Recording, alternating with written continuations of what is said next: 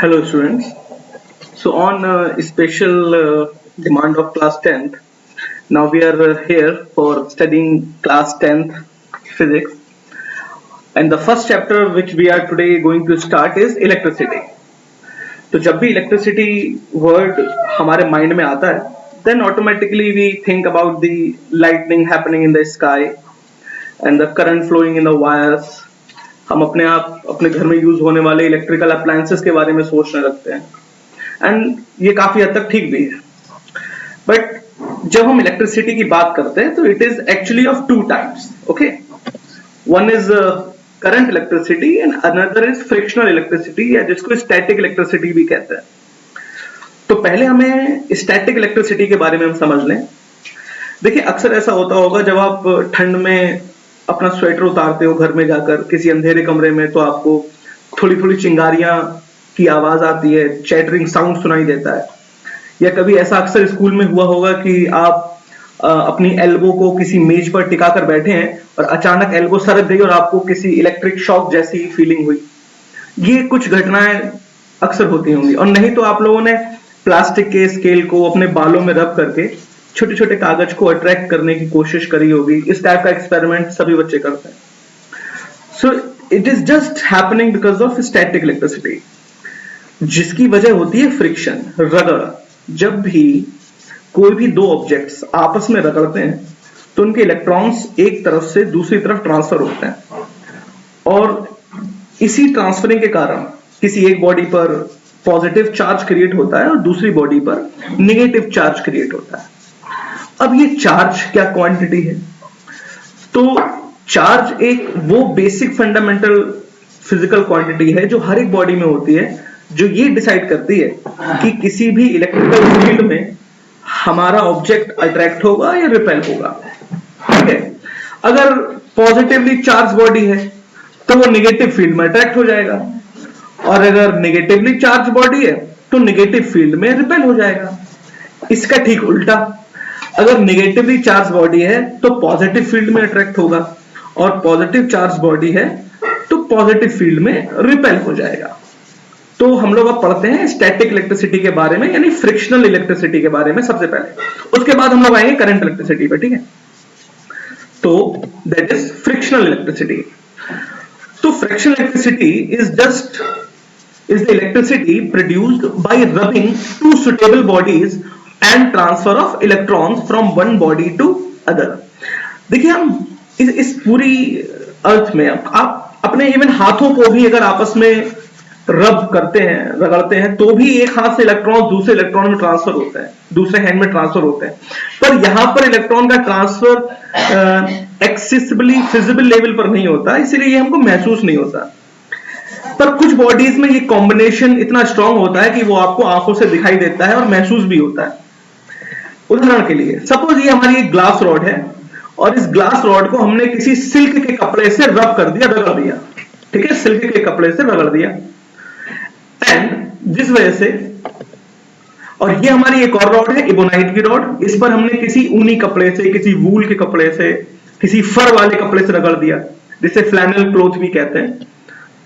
ये हमारे पास दो घटनाएं हैं, ग्लास रॉड और सिल्क के कपड़े का कॉम्बिनेशन, ग्लास रॉड सिल्क के कपड़े का कॉम्बिनेशन, इबोनाइट की रॉड और किसी फर वाले कपड़े का कॉम्बिनेशन. ठीक है, तो व्हेन इलेक्ट्रॉन इन ग्लास, अब चूंकि कांच की रॉड के जो इलेक्ट्रॉन्स हैं वो काफी लूजली बाउंड होते हैं, तो रगड़ने से वो इलेक्ट्रॉन ट्रांसफर हो गए सिल्क में. इलेक्ट्रॉन्स पे नेगेटिव चार्ज होता है, जिस वजह से सिल्क पर कैसा चार्ज आ गया, नेगेटिव चार्ज, और ग्लास पर कैसा चार्ज आ गया, पॉजिटिव. वहीं दूसरी तरफ जब हमने एबोनाइट की रॉड को रगड़ा, तो क्या है कि जो फर वाले कपड़े होते हैं, जिसमें रोएदार ऑब्जेक्ट्स होते हैं, रोएदार जो कपड़े होते हैं, उनमें इलेक्ट्रॉन्स लूजली बाउंड होते हैं, तो वो एबोनाइट की रॉड में इलेक्ट्रॉन्स ट्रांसफर हो जाते हैं, और जो हमारा फर वाला कपड़ा है, जो रोए वाला कपड़ा है, वो पॉजिटिवली चार्ज हो जाता है. So that is here is electron in glass are loosely bound in it than the electrons in silk. So when glass and silk are rubbed together, the comparatively loosely bound electrons from glass get transferred to silk cloth. Okay. As a result, glass become positively charged and silk become negatively charged. और दूसरा example ebonite और flannel cloth का, कि जो फर वाले कपड़े हैं उसमें इलेक्ट्रॉन लूजली बाउंड थे, so when ebonite and fur are rubbed together the comparatively loosely bound electrons from fur get transferred to ebonite rod, and ebonite rod become negatively charged and flannel cloth or the fur cloth becomes positively charged. Now, it is very important to note that the electrification of body is due to transfer of electrons from one body to other body. ठीक है? It is just creating by friction, and that's why this electricity is called frictional electricity or static electricity. So if the electrons are transferred from one body to the other, then the deficiency of electrons makes the body positively charged. क्योंकि electrons पर negative charge होता है, तो जब किसी एक body से negative charge दूसरी बॉडी पर चला जाएगा तो फर्स्ट बॉडी पॉजिटिवली चार्ज हो जाएगी automatically. Okay, so if two bodies from following list are rubbed, then the body appearing early in the list of positively charges, whereas the latter negatively charged.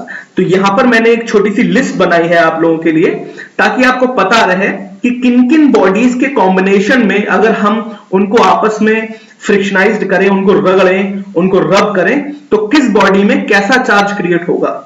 Okay, so this is the list. ये हमारे पास कुछ components हैं, जैसे fur, glass, silk, human body, cotton, wood, sealing wax, amber, resin, sulphur, rubber, ebonite. Okay, so देखिए, अगर हम glass rod और सिल्क रॉड के कॉम्बिनेशन को रब करें, ग्लास रॉड और सिल्क रॉड के कॉम्बिनेशन को रब करें, तो ग्लास रॉड बन जाएगी पॉजिटिवली चार्ज एंड सिल्क हो जाएगा नेगेटिवली चार्ज. वहीं अगर वूल या फ्लैनल यानी किसी रोएदार कपड़े का जिसमें फर हो या ऊन समझ लीजिए, उसको अगर हम रब करेंगे किसी एम्बर, एबोनाइट, रबड़ या प्लास्टिक के साथ, तो उस केस में जो वूल कपड़ा होगा, जो वूलन कपड़ा होगा, वो हो जाएगा आपका पॉजिटिवली चार्ज और रॉड हो जाएगी नेगेटिवली चार्ज. एक और एग्जांपल है एबोनाइट और पॉलीथीन का. वहीं अगर हम एबोनाइट रॉड और पॉलीथीन को रब करें, जो नॉर्मल पॉलीथीन आप आते हैं जिसमें आप सब्जी वगैरह सब लेकर आते हो मार्केट से, सिंपल दैट पॉलीथीन, अगर आप उस पॉलीथीन को एबोनाइट रॉड पे रब करें तो एबोनाइट रॉड हो जाएगी पॉजिटिवली चार्ज और जो पॉलीथीन है वो हो जाएगी नेगेटिवली चार्ज. यही जो कॉम्बिनेशन है ड्राई हेयर और कॉम्ब का, आप अपने घरों में कॉम्ब को बालों में लगाते हो, कॉम्ब करते हो अपने हेयर्स नहाने के बाद, या सूखे बालों में अगर करो तो इफेक्ट ज्यादा क्रिएट होता है. So dry hair and comb, तो ड्राई हेयर हो जाएंगे पॉजिटिवली चार्ज और कॉम्ब हो जाएगा आपका नेगेटिवली चार्ज. देखिए, ये ध्यान रखिएगा कि ऐसी कोई ऑब्जेक्ट नहीं है जिनको रगड़ने पर इलेक्ट्रॉन ट्रांसफर ना हो.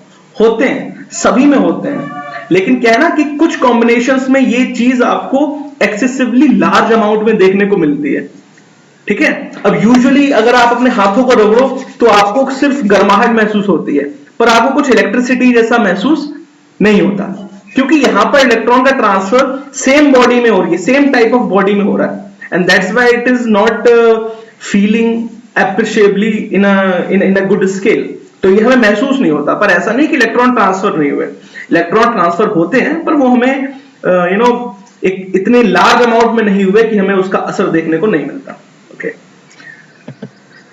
सो अब बात करते हैं प्रॉपर्टीज ऑफ चार्जेस की. तो देखिए, पहले तो आप ये समझ लीजिए चार्ज क्या होता है. ठीक है, देखिए, चार्ज एक ऐसी फिजिकल क्वांटिटी है, किसी भी बॉडी की वो प्रॉपर्टी है जिस प्रॉपर्टी की वजह से कोई भी बॉडी इलेक्ट्रिक फील्ड में ये डिसाइड करता है कि वो पॉजिटिव की तरफ जाएगा या नेगेटिव की तरफ जाएगा. यही जो खासियत है, यही जो प्रॉपर्टी है किसी बॉडी की, वो चार्ज कहलाती है.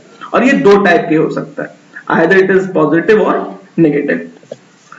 सो there exist only two type of charges, namely positive and negative. Like charges repel and unlike charges attract each other. If there is two charges, positive तो वो एक दूसरे को रिपेल करेंगे, ऐसे नेगेटिव भी एक दूसरे को रिपेल करेंगे. लेकिन अगर पॉजिटिव और नेगेटिव चार्ज है तो वो एक दूसरे को अट्रैक्ट करेंगे. एंड उसकी वजह है electric field of lines, electric line of forces. उसको हम आगे के चैप्टर्स में पढ़ेंगे, आगे के लेक्चर्स में पढ़ेंगे. And charge is scalar quantity. ठीक है, Charge is additive in nature. If there is three bodies having charge plus 2 coulomb, plus 5 coulomb and minus 3 coulomb, then their total charge is plus 4 coulomb. It is have additive quantity. Charge is quantized. This is an important point. Charge is quantized. It means कि charge जो है वो electrons के term में transfer होता है, that is Q equals to Ne.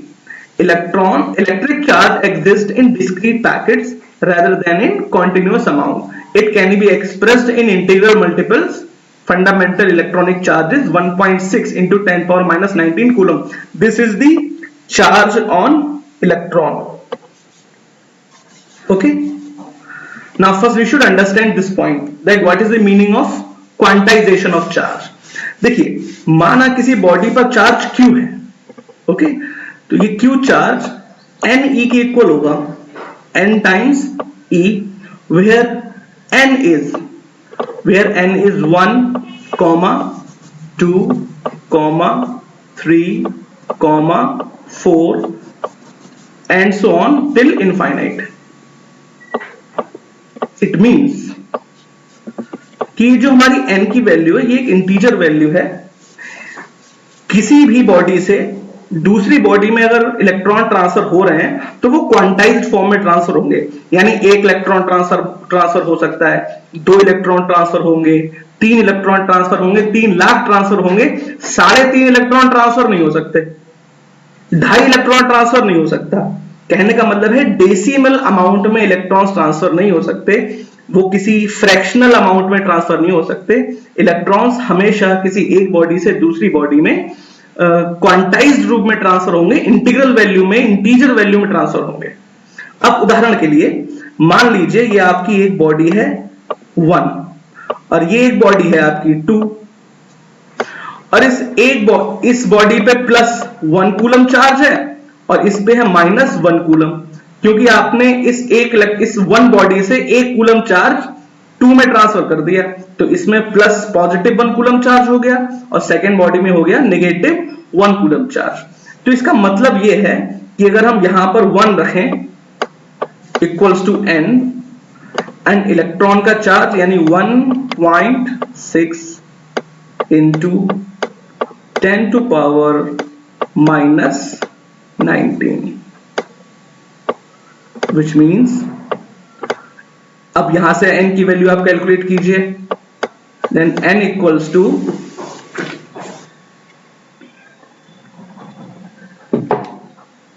n equals to 1 upon 1.6 into 10 to power minus 19.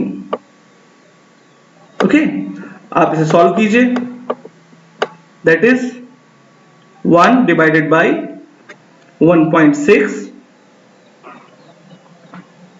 That is 6.2 into 10 to power 18, ये value आ गई. ओके, इट मींस इतने नंबर ऑफ इलेक्ट्रॉन्स जब किसी एक बॉडी से दूसरी बॉडी में ट्रांसफर होंगे तब पहली बॉडी पॉजिटिव 1 कूलम चार्ज की कहलाएगी और दूसरी बॉडी नेगेटिव 1 कूलम चार्ज की कहलाएगी. अब आप यहां पर ध्यान से देखिए, यहां पर 6.2 है जरूर, पर यहां पर 10 की पावर 18 है, यानी ये अपने आप में एक इंटीजर वैल्यू है, यहां पर कोई भी डेसिमल वैल्यू पॉसिबल नहीं है. सो this is the meaning of quantization of charge, कि जब भी एक बॉडी से दूसरी बॉडी में चार्ज ट्रांसफर होता है तो वो इलेक्ट्रॉन के टर्म्स में होता है और इलेक्ट्रॉन इंटीजर क्वांटिटी में जाता है, यानी 1 जाएगा, 2 जाएगा, 3 जाएगा, 3 लाख, 3,000 जा सकता है, लेकिन फ्रैक्शनल क्वांटिटी में नहीं जाएगा. जैसे 7.5 इलेक्ट्रॉन चले जाएं, नहीं जाएंगे, 10.9 इलेक्ट्रॉन चले जाएं, नहीं जाएंगे, डेसिमल वैल्यूज इसमें पॉसिबल नहीं. सो this is the meaning of quantization of charge. चलिए आगे बढ़ते हैं. So first I should remove this.